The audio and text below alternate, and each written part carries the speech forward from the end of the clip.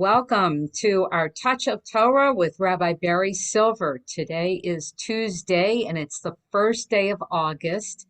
And we're going to talk about the Torah tonight, Deuteronomy, and take it away, Rabbi Barry. Hello, everyone. And let me apologize, first of all, for my computer not working so well. So I'm using my phone and I'm here all by myself. So I don't have any kids or spouses to help me technologically, so I stuck with my phone. But at least I can come through and speak with you, and it's a pleasure to be here to discuss the Torah reading this week, which is called EKEV. EKEV is actually a part of the body. It's the heel. And Hebrew, like English, uses body parts in order to form adjectives or nouns or verbs.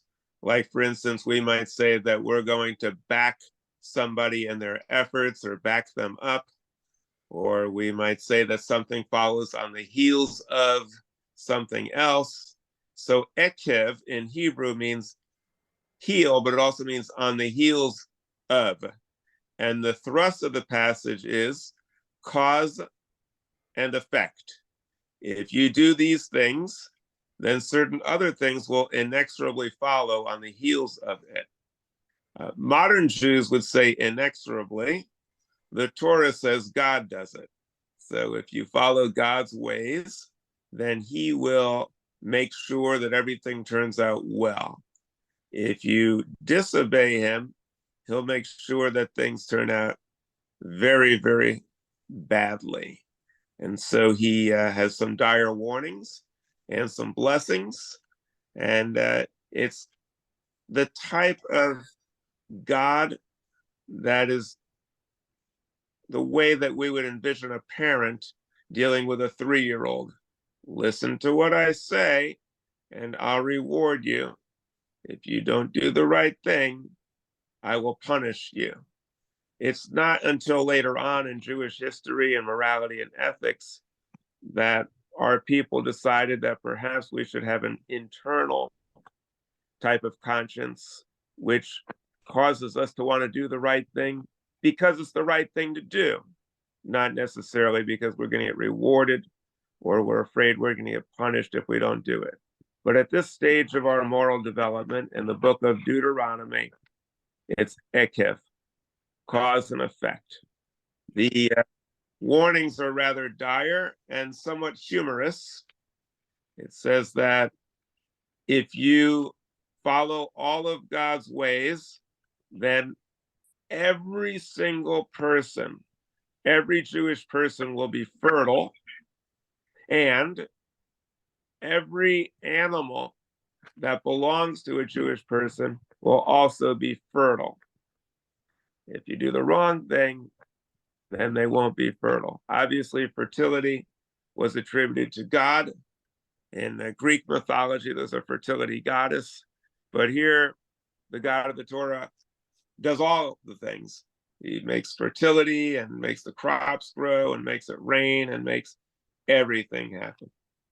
The other major thing that it says is that if you do the right thing, then God will strike fear into your enemies and utterly wipe them out without mercy.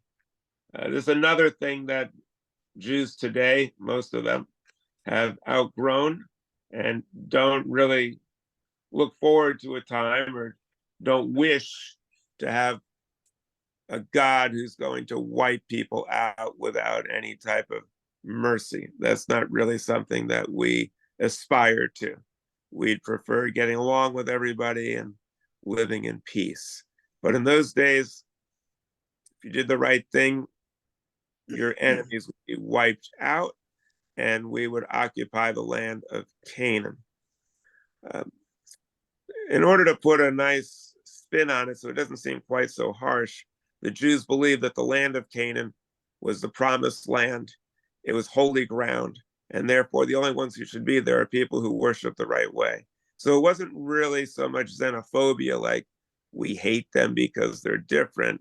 It's more like we don't hate them, but we've got to purify the land, and your thinking is not pure. So sorry, guys, I guess you just have to go. Now, the Torah realizes to some extent that some of the things it's saying don't quite seem all that plausible, because people have followed God's ways and it didn't turn out well. And people have failed to do the right thing and it worked out pretty well for them. So the Torah doesn't usually do this, but it attempts to address the skeptics who would say, wait a minute, you said that everybody's going to be wiped out if the Jews do the right thing. And supposedly they were doing the right thing because they were welcomed into Canaan. Why weren't all the enemies wiped out? The Torah has an explanation for that. To the modern ear, it sounds rather peculiar, but back then it made sense. You see, God couldn't wipe out all the people all at once in Canaan and clear out the land, because then the wild beasts would have multiplied and it would have been covered with wild beasts. And then we wouldn't have been able to occupy it because we would have been devoured by the beasts. So therefore, it had to be done gradually. We had to conquer the land gradually so that the wild beasts didn't take over, and then eventually we would occupy the land. As we know, the native peoples weren't wiped out right away. They were there for a very, very long time. And really, there was never a time when Judea or the Holy Land was only for Jewish people and devoid of everybody else. That never happened. And I suspect never will. So EKEV is about cause and effect. What does that have to do with us today? Well, today we also live under cause and effect. It's just that we have a more modern view of it. If we do the right thing and follow the laws of nature, things will turn out well. If we disregard the physical laws and disregard human nature and do the wrong thing, bad things will happen. Climate change is the best example. If we treat the earth poorly and don't take care of it, it's going to turn against us and bad things will happen. And that's what we see today.